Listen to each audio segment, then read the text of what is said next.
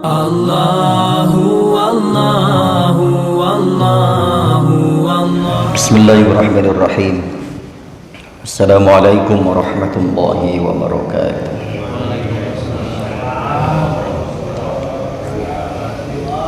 Alhamdulillah.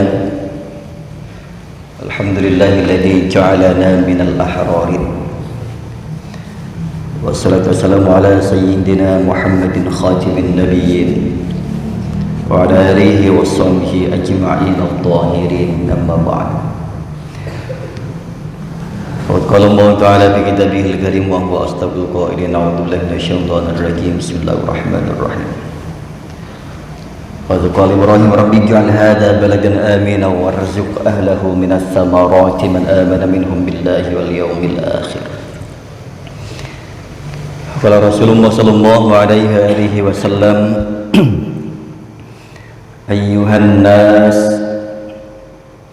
inna dima'akum wa a'radakum haramun 'alaikum ila an talqaw rabbakum ka hurmati yaumikum hadha wa fi syahrikum hadha wa fi biladikum hadha. Sadaqallahul azim wa sadaqa rasulun nabiyil habibil karim wa nahnu 'ala dzalika minasyahidin wa syakirin walhamdulillahi rabbil alamin. Alhamdulillah jamaah sekalian, bersyukur kita kepada Allah Subhanahu wa taala secara yang mengucapkan alhamdulillahirabbil alamin. Meskipun hakikat syukur bukan hanya dengan ucapan alhamdulillah, tapi dengan mengamalkan, memanfaatkan, memaksimalkan nikmat yang sebagai amanat ini kita tunaikan untuk mengerjakan perintah-perintah Allah dan menjauhi larangan-larangannya. Alhamdulillah, hari ini tanggal 24 Agustus, yang mana masih dalam bulan Safar.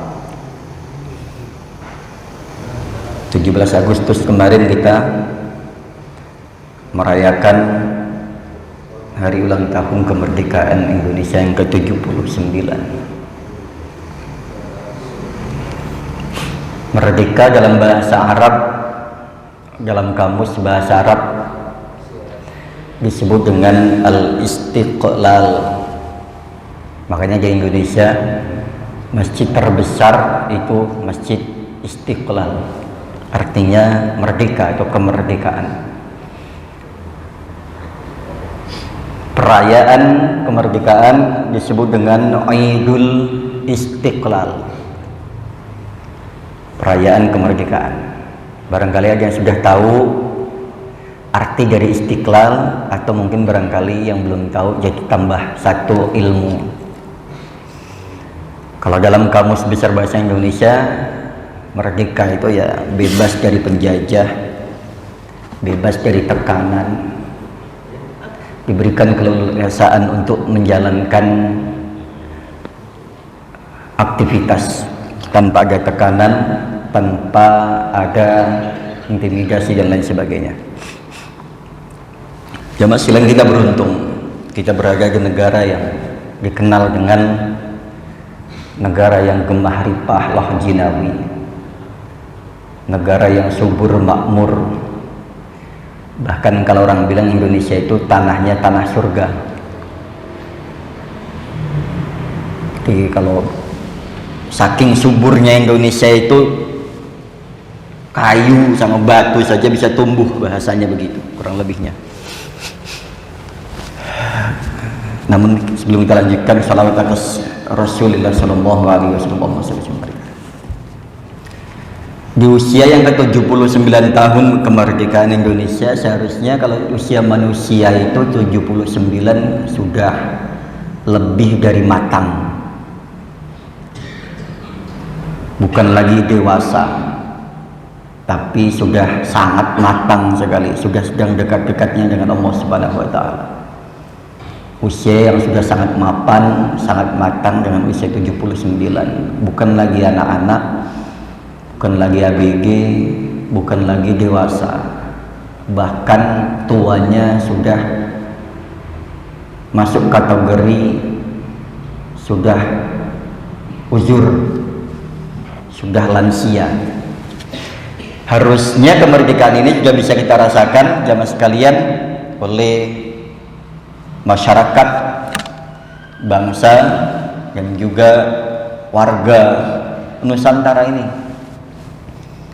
Tapi bisa kita saksikan apakah kemerdekaan itu sudah betul-betul wujud di Indonesia ini. Bahkan semakin hari pendidikan itu semakin mahal. Harga-harga makanan pokok, sembako bisa dibilang mahal untuk kelas Indonesia. Kenapa mahal? Indonesia itu kan tanahnya menghasilkan segala jenis macam, bukan hanya palawija, sayur mayur, gas, semuanya ada di Indonesia. Hebatnya tanah Indonesia itu. Tapi bisa kita saksikan di negara yang subur seperti ini masih banyak kita jumpai beberapa daerah, beberapa tempat yang masih kekurangan, masih belum meratanya yang namanya keadilan sosial bagi seluruh rakyat Indonesia. Hukum masih sering tebang pilih. Ini kembali ke siapa? Kembali ke kita sebagai rakyat, harus memerdekakan diri sendiri dan juga memerdekakan orang lain. Zaman dahulu resolusi jihad itu yang kemudian diperingati sebagai Hari Santri 22 Oktober itu, panglima jihadnya itu kan para kiai, para ulama.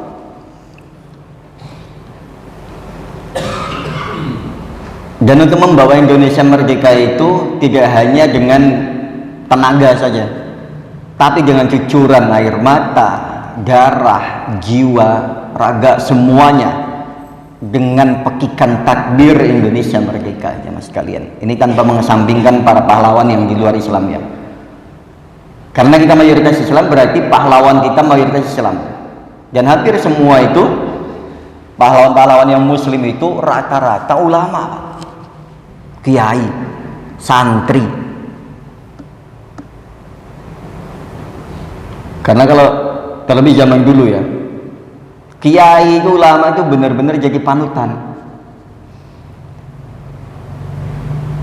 betul-betul jadi panutan. Selain mumpuni dalam ilmu agama, ilmu kebatinan, sehingga kita kemerdekaan Indonesia di luar dugaan orang-orang yang pesimis terhadap Indonesia. Kenapa? Melawan penjajah kita dengan bambu runcing, dengan batu kerikil. Pada kejadian itu katanya batu kerikil itu dilempar ke tank-tanknya musuh itu meledak, Pak. Ini di luar nalar, di luar akal ya. Nah ini kan hanya bisa dilakukan oleh orang-orang Indonesia sekali berulama, kiai yang memang mumpuni dalam ilmu agamanya, ilmu kebatinannya. Makanya itu diperlukan. Dan tokoh yang paling diikuti oleh banyak masyarakat adalah ulama, kiai. Meskipun semakin kesini semakin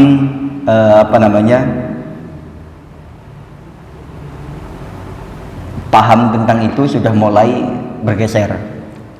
Kalau zaman dulu banyak mengikuti ulama, karena banyaknya sekarang tampil ulama-ulama yang memang, mohon maaf, yang kurang mengayomi, sehingga banyak yang menjudge ulama-ulama yang lain sama gitu. Banyaknya ulama-ulama yang kemudian gabung di pemerintah, sehingga ini juga membuat penilaian banyak masyarakat terhadap kiai ulama itu jadi kurang bagus, karena enggak dibilangnya kurang fokus di dakwah lah, kurang apa dan lain sebagainya. Apalagi zaman dulu ketika selesai resolusi jihad, kemudian dinyatakan merdeka itu, para pejabatnya itu langsung ngadep ke kiai untuk memutuskan siapa presiden yang pantas memimpin Indonesia setelah merdeka, terus juga bagaimana langkah ke depan, rumusan-rumusan, gagasan-gagasan, itu kiai yang dimintakan pendapat. Nah sekarang sayangnya kiai itu disowanin kalau mau pemilu-pemilu saja nih, baru merapat ke kiai, ke ulama, ke pondok-pondok. Selebihnya malah kadang kebalik, ulamanya yang nyamperin umaroknya. Nah inilah yang kemudian membuat nilai sakral seorang kiai itu agak berkurang sekarang. Jamaah sekalian, alhamdulillah, tentu kita merayakan hari ulang tahun Indonesia ini dengan penuh kebahagiaan. Sebagaimana pengorbanan para pendahulu kita, kakek nenek moyang kita ini berjuang untuk Indonesia habis-habisan. Sayangnya yang kemudian lagi kita di generasi yang milenial ini kemudian seolah-olah kita juga mengadakan perayaan itu di berbagai daerah dengan berbagai macam ekspresi. Akhirnya kemudian lomba-lomba yang sayangnya kurang mendidik akhirnya. Mohon maaf, kalau zaman dulu itu perayaan upacaranya saja betul-betul dihayati, betul-betul kita meresapi, merenungi, bahkan perjuangan itu terasa ketika upacara. Tidak jarang kita meneteskan air mata. Makin kesini upacara diselingin sama dangdutan, sama musik-musik. Betul nilai senangnya, nilai bahagianya mungkin lebih bahagia sekarang. Apalagi bagi orang-orang yang suka dengan musik-musik itu ya. Apalagi sekarang tuh selingannya yang upacara itu, jadi nggak ada sedih-sedihnya. Betul-betul hanya yang dimunculkan hanya sisi bahagianya. Padahal kan kita ada yang untuk sesaat kita ini untuk merasakan perjuangan mereka. Bahkan saya dulu kecil aja kalau dengar lagu dari mulai Indonesia Raya dan lain sebagainya, itu berasa perjuangan mereka seperti apa, bisa meneteskan air mata. Apalagi ketika mengheningkan cipta itu berasa sekali. Sayangnya semakin kesini memang semakin orang suka dengan menampilkan aneka macam, dari mulai pakaian adat dan lain sebagainya. Oke lah masuk. Ditambah lagi, kenapa harus ada kayak dangdutan, musik-musik yang di luar itu? Kenapa nggak dibikin hari yang berbeda misalkan? Hari itu khusus upacara yang mengheningkan cipta, yang untuk mengenang perjuangan. Selebihnya euforianya monggo silahkan. Ditambah lagi lomba-lomba di masyarakat yang kurang mendidik, Pak jamaah sekalian. Coba sekarang panitia terutama, silahkan koreksi kalau salah. Harusnya lomba-lomba dengan kemerdekaan ini kan dipakaikan dengan takbir, merdeka kita dengan takbir. Ada nggak di masyarakat kita yang ketika 17-an lomba azan, lomba ceramah? Nggak ada, Pak. Anak-anak mentok di lomba sepeda hias, makan kerupuk. Nggak jauh-jauh dari itu. Nilai-nilai islaminya nggak ada, Pak. Coba sebutkan satu saja lomba yang ada nilai islaminya. Cerdas cermat nggak ada. Jadi seolah-olah 17-an ini hanya nasionalisnya aja. Kenapa nggak jajakan? Nah kesannya nanti kalau lomba azan nanti saja Ramadan, nanti saja pergantian tahun, itu pun nggak diadakan. Setahun ini kita nggak ngadain apa-apa loh. Padahal anak-anak kita ini banyak. 1 gang, 2 gang, 1 RT, 1 RW, banyak loh. Kurang. Kita kembali ke kita sebagai orang tua, kurang memberikan motivasi, kurang memberikan dorongan. Karena anak-anak lomba Islami aja masa bodoh kita. Nggak ada anak-anak, biarin aja. Nggak mau tahu dananya dari mana, peruntukannya untuk apa. Karena kita sudah terbiasa disuguhkan, diajarkan dengan hal-hal demikian. Kenapa Indonesia yang merdeka dengan pekikan takbir ini justru kehilangan nilai-nilai Islami di dalam merayakannya? lebih kepada euforia, senang-senang aja udah. Ditambah lagi kalau ngeliat, mohon maaf ya, bukan saya alergi di beberapa tempat ini maaf ya, ini bukan koreksi, tapi saya hanya ini aja, kegelisahan saya suka kayak main kartu, saya suka main catur, saya suka, walaupun di sini nggak pernah dicolek saya untuk main lomba-lomba itu, ya nggak apa-apa. Tapi lomba yang diadakan ya catur, ya remi, gaple, 17-an lombanya ini loh. Kayak kemarin saya ikut di atas juara 1 lomba gaple, nggak masalah, monggo silakan, tapi nilai-nilai islaminya juga jangan dihilangkan.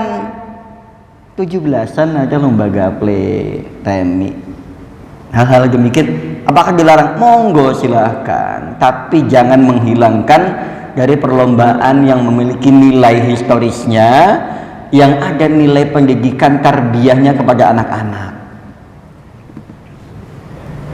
Ini saya sampaikan di mimbar, saya sampaikan di forum seperti ini supaya ke depannya kita ini sudah terbangun, terbiasa, euforianya hanya seputar itu aja. Musik, ya monggo silakan, mau sampai tengah malam monggo musik silahkan, nggak dilarang. Apalagi kita yang tidak pernah melarang hal-hal musik, monggo silahkan. Tapi ya, bukankah eloknya manggil musik yang ada nilai islaminya, misalkan selawatannya ada, atau manggil ceramah misalkan. Jadi sekali lagi monggo silakan, seperti lomba-lomba semacam ini tidak pernah dilarang, tapi jangan sampai menghilangkan nilai historikal daripada perjuangan itu sendiri, yang diperjuangkan itu dengan darah, dengan nyawa, itu dengan kalimah takbir, karena kita mayoritas Islam, karena pejuang kita itu rata-rata ulama. Itu para pahlawan nasional itu Pak, yang Islam itu rata-rata ulama itu Pak. Banyak yang punya pesantren, banyak yang punya santri. Ya meskipun di luar sana banyak juga yang bukan muslim yang ikut memperjuangkan Indonesia. Oke. Nah sekarang kita lihat dari sisi yang lain. Indonesia ini kan sudah merdeka. Kemudian bagaimana kemerdekaan ini dilihat dari beberapa aspek. Kalau tadi bahasa Arabnya kemerdekaan itu adalah istiqlal, Aidul Istiqlal. Kemudian kalau menurut Ibnu Ashur dalam karyanya Maqasidus Syar'iyah Al-Islamiyah, merdeka itu ada beberapa aspek yang diinginkan oleh Islam. Jadi yang pertama yaitu merdeka dalam arti kebebasan untuk berakidah, beragama. Kata lain dari istiqlal, merdeka adalah al-hur, hurriyah. Jadi nama lain dari merdeka al-istiqlal itu, ada bahasa lain adalah al-hurriyah. Nah, merdeka dalam berakidah, al-hurriyatul i'tiqad, merdeka dalam berkeyakinan, beragama dan melaksanakan keyakinannya. Ini alhamdulillah, kalau ini sudah bisa kita rasakan dari dulu.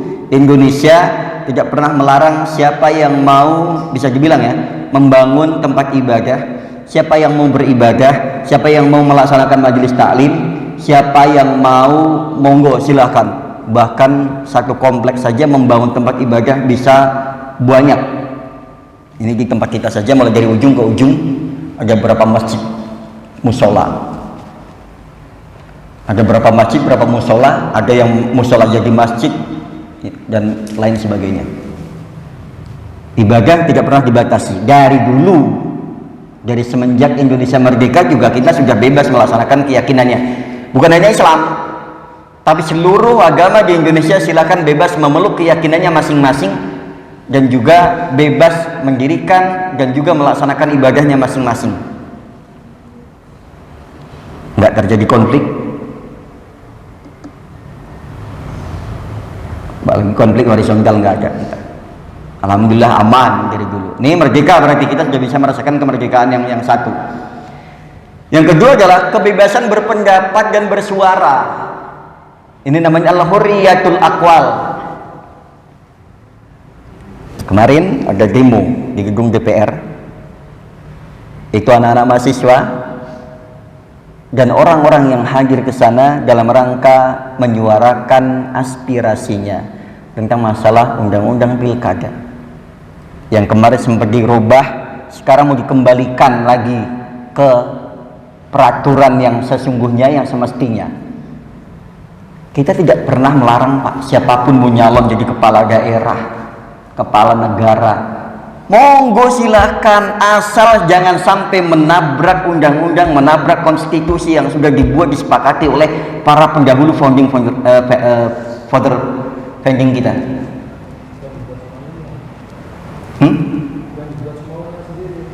Silakan, monggo, mau anak siapapun, mau bapaknya siapapun, mau saudara siapapun, silakan, asal jangan sampai menabrak undang-undang aturan. Kita jamaah sini mau nyalon independen, monggo silakan, nggak pernah dilarang, selama mengikuti aturan nggak masalah, asal jangan sampai nabrak-nabrak. Yang kita permasalahkan adalah menghalalkan segala caranya ini loh. Kita nggak nyebut siapa ke siapa, monggo. Bapak kalau bisa ngumpulin berapa ribu KTP untuk nyalon di Tangsel menjadi calon wali kota atau gubernur Banten, monggo silahkan, jalur independen Bapak tempuh. Halal gak? Halal secara konstitusi, halal, monggo, asal jangan sampai menabrak. Ngumpulin KTP orang-orang yang gak setuju dikumpul-kumpulin aja. Nah, ini udah melanggar.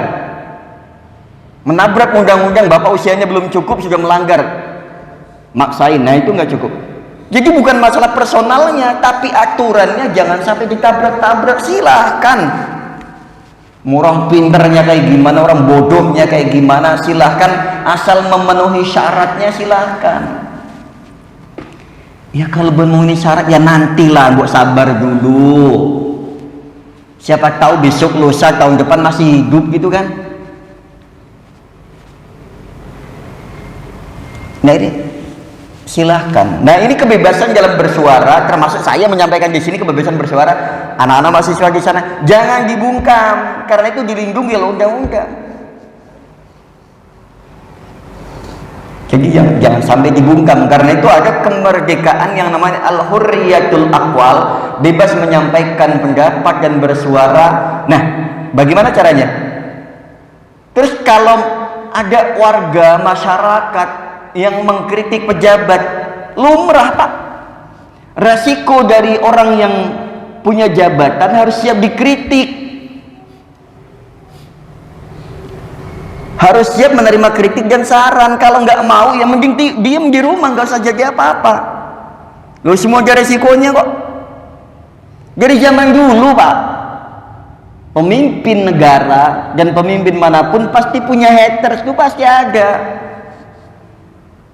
Ya kalau nggak mau punya haters, Bapak di rumah aja diem, nggak usah jadi apa-apa, nggak usah ngapa-ngapain.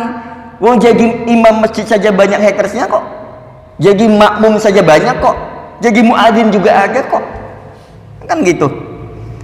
Jadi kiai juga banyak yang musuhin, jadi santri juga banyak yang benci, banyak.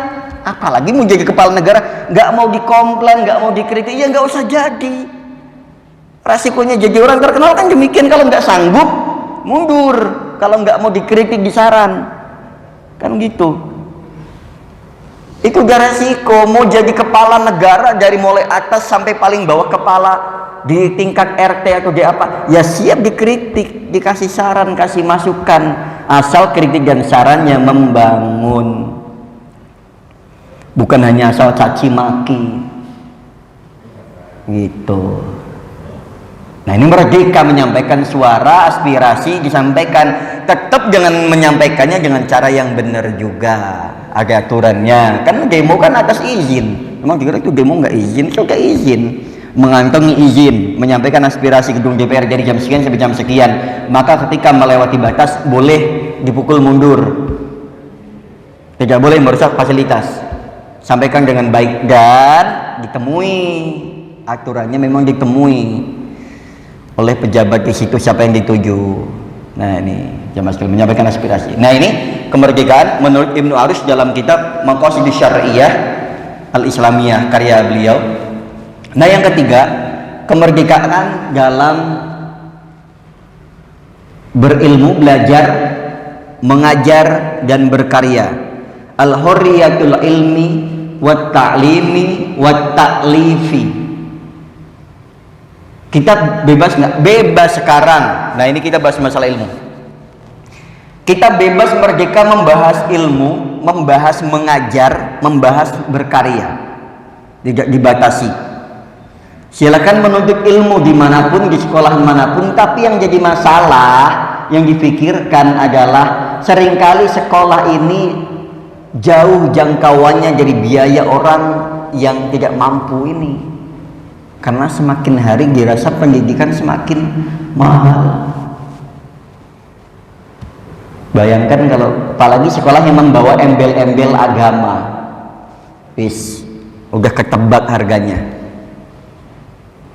Nanti misalnya, ya mau pintar harus mahal, ada kualitas, ada harga. Jadinya iya yang mampu. Kita mau belajar agama sendiri saja mahal, Pak. Makanya jalan terbaik untuk belajar murah meriah, jalannya adalah pergi ke majlis taklim, majlis zikir. Di situ tidak dipungutin biaya sepeser pun, tinggal hadir, datang. Bahkan sering dapat bonus teh, kopi, sarapan, enak. Gak usah mahal-mahal. Pesantren juga sekarang mahal, yang modern. Kalau ilmu yang murah, yang salaf. Di sana anak-anak kita bisa nyuci baju sendiri, tidurnya nggak pakai kasur, jangan bicara AC, jangan bicara kipas, pakainya kipas alam. Gitu. Memang ya kemerdekaan dalam hal pendidikan ya bagi yang mampu mahal sekolahnya, bagi yang nggak kejangkau apa iya pengen pinter kok ya sesusah itu, semahal itu.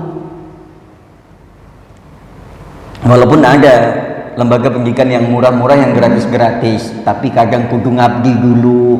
Mau gratis bisa di sini, tapi ngabdi di dalam, jadinya abdi dalam sambil nyantri sambil ngabdi.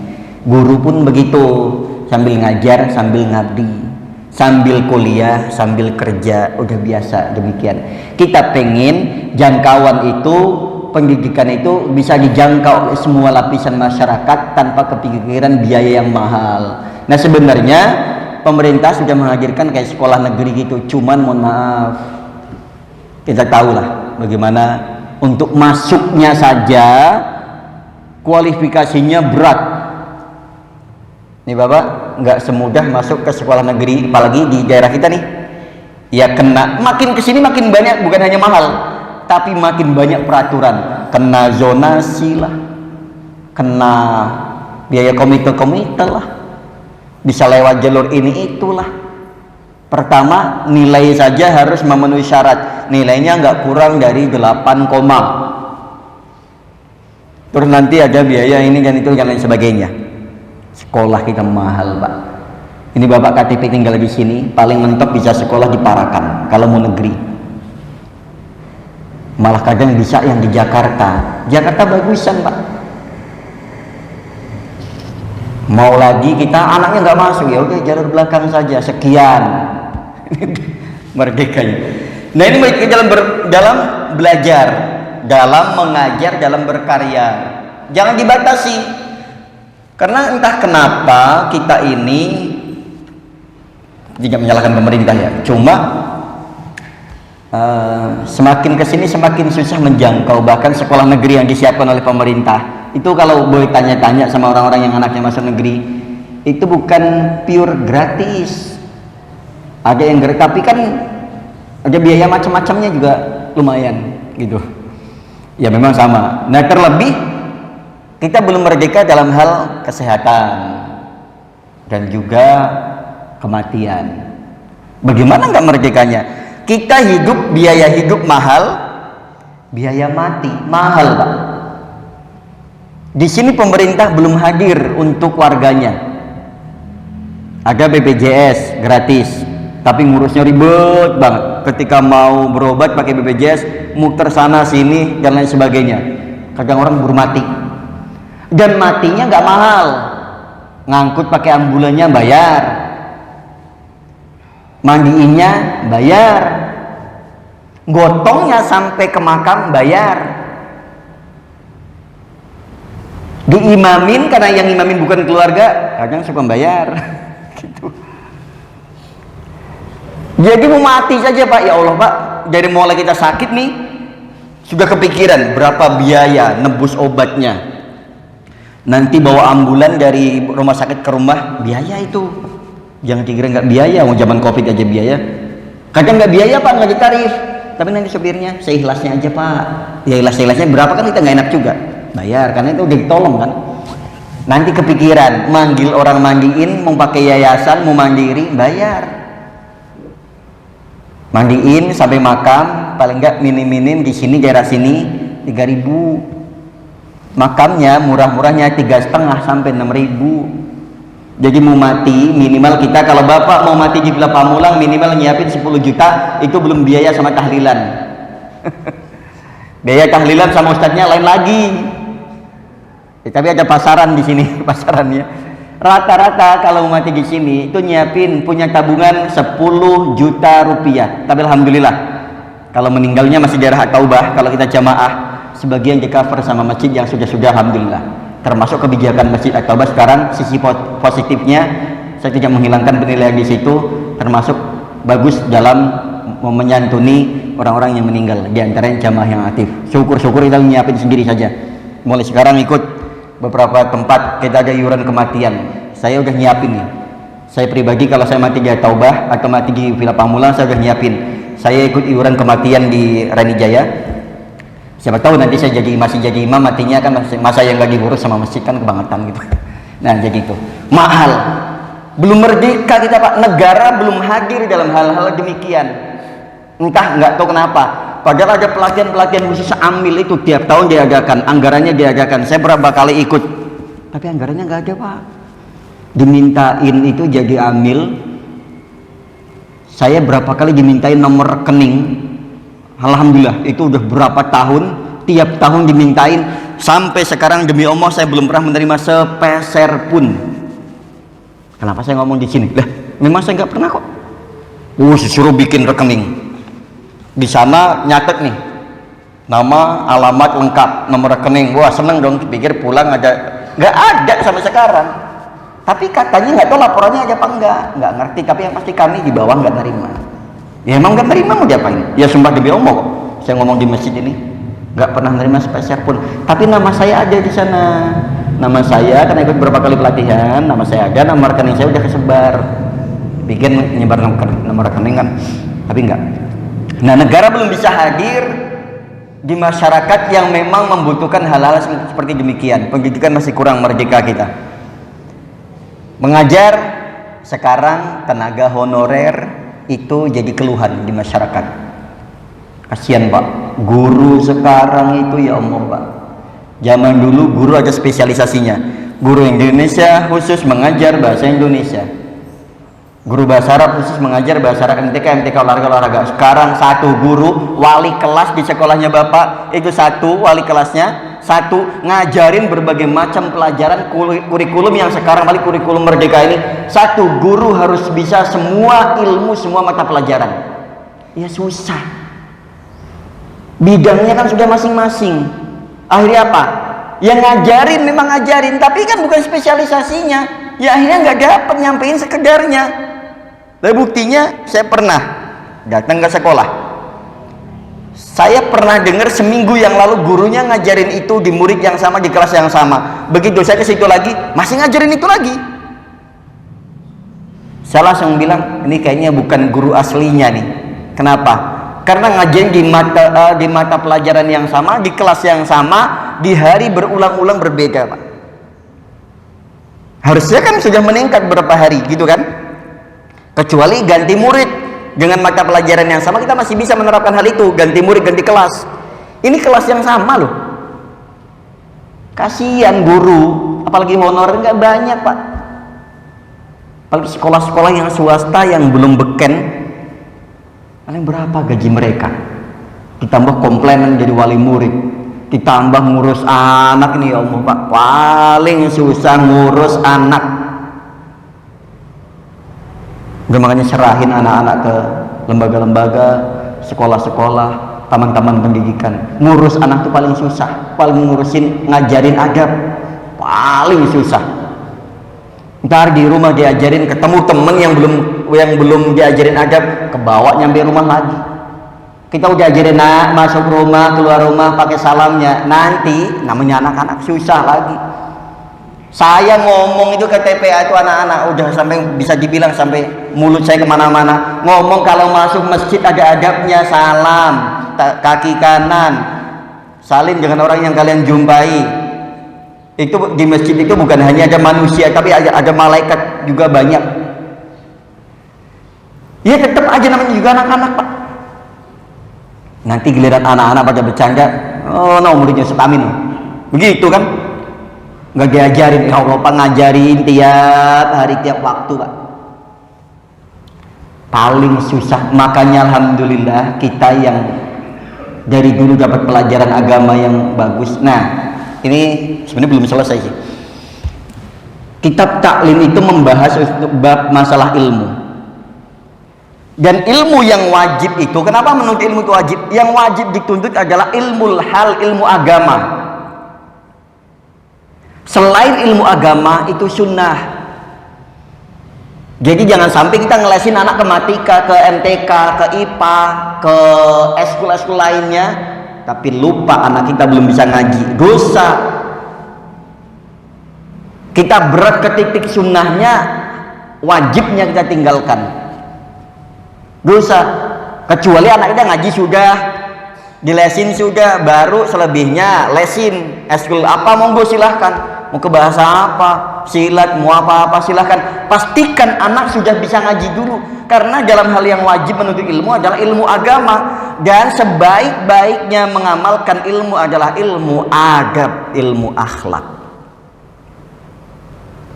Jadi bolak-balik nanti anak kita dicerdasin dalam hal ilmu yang lainnya, ilmu agamanya lupa, ngajinya belum sampai Al-Quran, masih terbata-bata. Dia bisa jago fasih bahasa Inggris, sacisnya macam-macamnya, salah nggak? Keliru. Kita kan udah bangga, wah anak saya Pak udah bisa ikut lomba bahasa Inggris dan sebagainya. Monggo silahkan, tapi yang wajibnya adalah ilmu agama ini biar merdeka. Oke, yang terakhir nih, sebenarnya masih banyak, apa lanjutin nanti aja Pak ya, udah mau jam 6. Terakhir, kebebasan dalam bekerja dan berwirausaha, al-hurriyatul a'mal.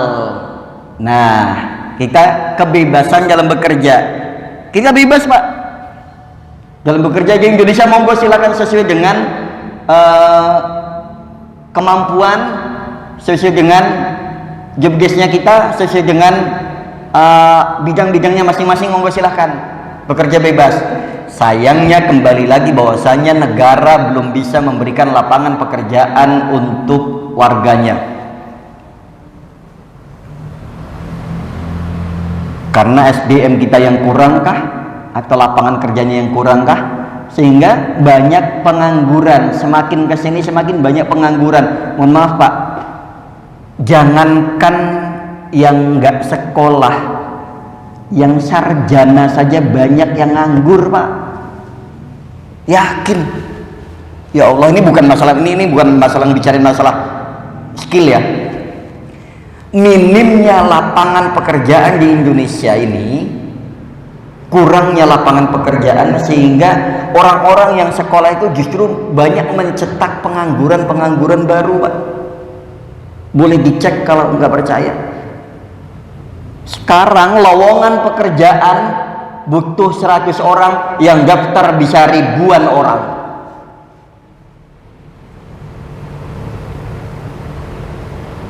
Apalagi kalau Bapak mau butuh loker nih, atau Bapak buka nih ada loker nih, yang dibutuhin apa? Yang daftar macam-macam manusia, orang dari manapun.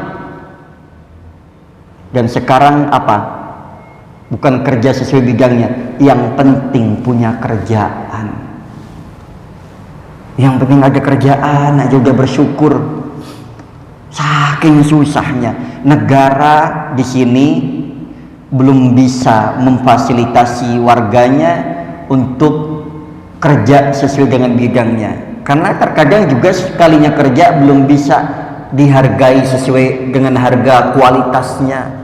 Makanya banyak orang-orang Indonesia yang pinter-pinter itu Pak pada keluar negeri, di sana bisa dihargai. Lagi mana nggak dihargai? Sekarang ngajar aja, katakan ngajar di daerah Tangsel ini yang sekolahnya masih umum, kalau yang honor katakanlah dapatnya belum penyetaraan, yang belum masuk P3K, ASN masih jauh. Itu kita tahu berapa biaya hidupnya berapa. Kalah jauh kalau mau menjadi TKI, TKL itu, TKW, TKL itu. Makanya banyak orang yang kemudian milih ke sana. Nanti ngumpulin modal dulu, baru nanti pulang buat usaha di kampung. Usaha di kampung juga kasihan. Sekarang daya beli masyarakat rendah, sewa ruko, tokonya mahal. Usaha di rumah kesulitan, online pilihannya. Coba nggak tanya, sekarang sewa ruko mahal ya? Mahal banget sewa ruko. Tidak seimbang dengan, makanya banyak yang ditutup-tutup, yang nggak kuat-kuat modal ya udah bubar. Inilah belum merdekanya di kita ini dalam hal al-hurriyatul a'mal, belum merdeka dalam ya. Makanya apa aja sekarang yang penting kerjalah Pak, saking susahnya nyari lapangan pekerjaan. Makanya kembali ke diri kita harus memerdekakan sendiri dengan cara bagaimana? Dengan cara kita memiliki kualitas untuk kita jual, untuk kita bekerja, untuk kita bisa hidup dimanapun kita tinggal. Harus punya kualitas, dan juga memberikan kualitas itu menularkan kepada orang lain. Minimal kita merdeka, nggak usah ngarepin lah dari pemerintah, merdeka sendiri.